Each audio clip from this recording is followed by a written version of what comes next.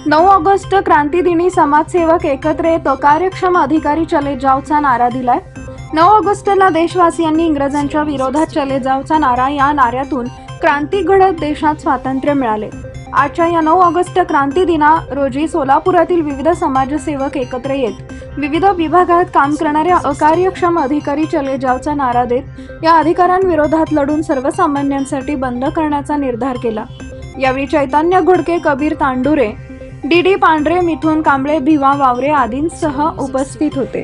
मनपातील कार्यक्षम अधिकारी चले जाओ, चले जाओ। मनपातील कार्यक्षम अधिकारी चले जाओ, चले जाओ। सहाय्यक कामगार आयुक्त चले जाओ, चले जाओ। सहाय्यक कामगार आयुक्त चले जाओ, चले जाओ। जिल्हाधिकारी कार्यालयातील कार्यक्षम अधिकारी चले जाओ, चले जाओ। जिल्हाधिकारी कार्यालयातील कार्यक्षम अधिकारी चले जाओ, चले जाओ। मनपा आयुक्त चले जाओ, चले जाओ। मनपा उपायुक्त चले जाओ, चले जाओ। मी चैतन्य घोडके, सोलापूर NSYचा जिल्हाध्यक्ष। आज 9 ऑगस्ट क्रांती दिन व आदिवासी दिनानिमित्त प्रथमतः सर्व भारतीयांना मी मनापासून शुभेच्छा देतो।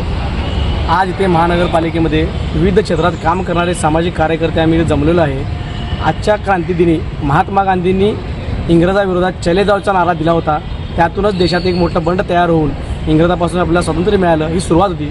त्याचप्रमाणे आज सोलापूरमधील विविध घटकातील प्रश्नांसाठी आज आम्ही इथे भ्रष्ट अधिकारी चले जाओ चा नारा देण्यासाठी जमलेलो आहे। माझा विषय असा होता की सोलापूर विद्यापीठाअंतर्गत येणाऱ्या LLB कॉलेज, दयान कॉलेजच्या भरती प्रक्रियेमध्ये घोटाळा झाला। विद्यार्थ्याच्या ॲडमिशनमध्ये घोटाळा झाला होता। याची चौकशी करायचा वर्ष झालं प्रकरण पेंडिंग आहे, त्यावर कोणतीही कारवाई केली नाही। त्यानंतर महापालिकेने, मनपाने 23 कंत्राटी कर्मचाऱ्यांना कायम करण्याचा निर्णय घेतला, त्याविरोधात आवाज उठला, पण त्याची चौकशी कुठेही झाली नाही। काल आरोग्य विभागाची भरती झाली डॉक्टरांची, त्यामध्ये भरतीमध्ये घोळ झाला।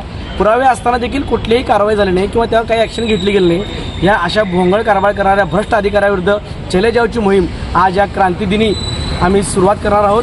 त्यासाठी समस्त सोलापूरकरांना सोबत घेऊन सुरुवात करणार आहोत। त्यामुळे सर्व सोलापूरकर सोबत येतील आणि ज्या पद्धतीने चले जाओच्या लढ्याला यश मिळालं, त्याचप्रमाणे सोलापूरही या भ्रष्ट अधिकाऱ्यापासून मुक्त होईल अशी अपेक्षा करतो।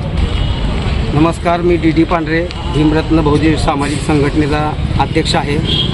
मी 8/5/2023 पासून सोलापूर शहरातल्या जे सरकारी जागेवरच्या मोताऱ्या जे लँड माफियाने गायब केलेत, पाडून टाकलेत, अशा लोकांवर कारवाई करा म्हणून मी 8/5/2023 पासून 1.5 महिना मी तिथं बेमुदत धरणे आंदोलन बसलो होतो।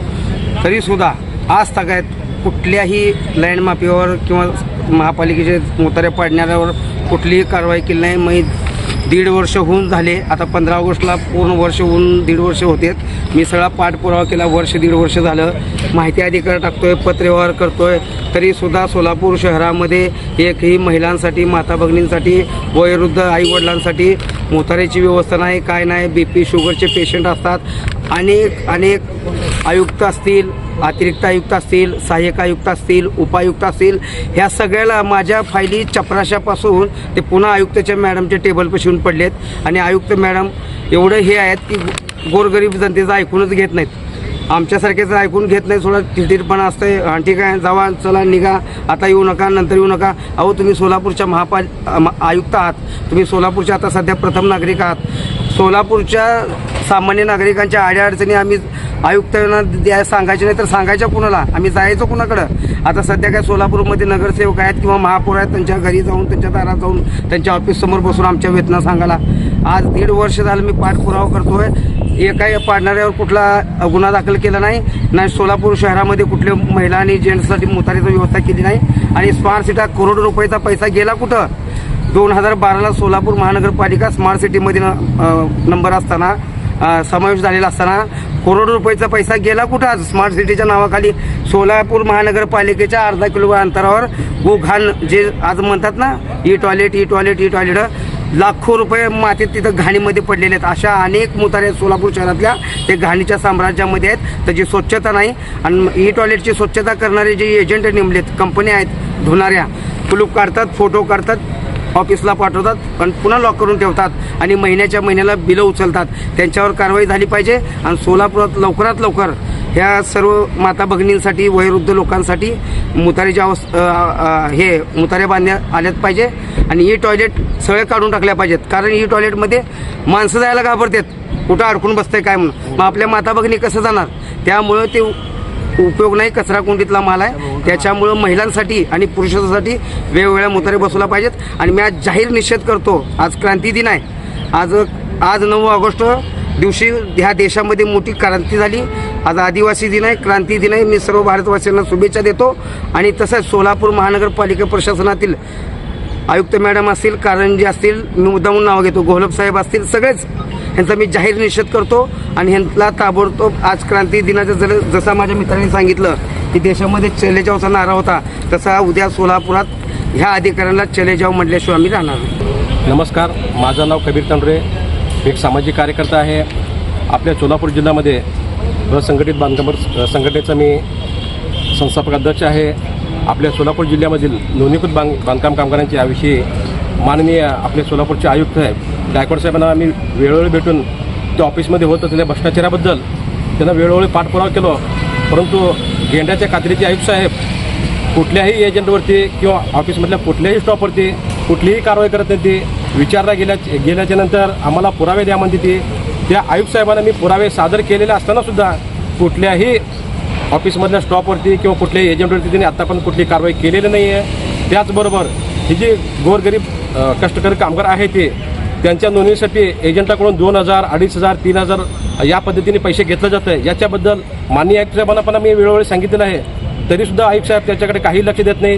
त्यांचा जो सपाटा आहे का पैसा खाण्याचा जो सपाटा आहे तो पैसा खाण्याचा सपाटा कायमच आहे.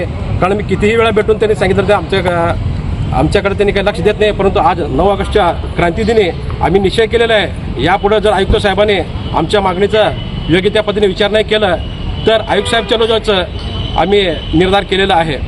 नमस्कार, मी भिवाजी वावरे, मूळ मालक शेतकरी आहे. सर्वप्रथम मी 9 ऑगस्ट क्रांती दिनाच्या शुभेच्छा देतो आणि आदिवासी दिनाच्याही शुभेच्छा देतो. मग आमचं म्हणणं असं आहे की 1974 साली आमच्या जमिनी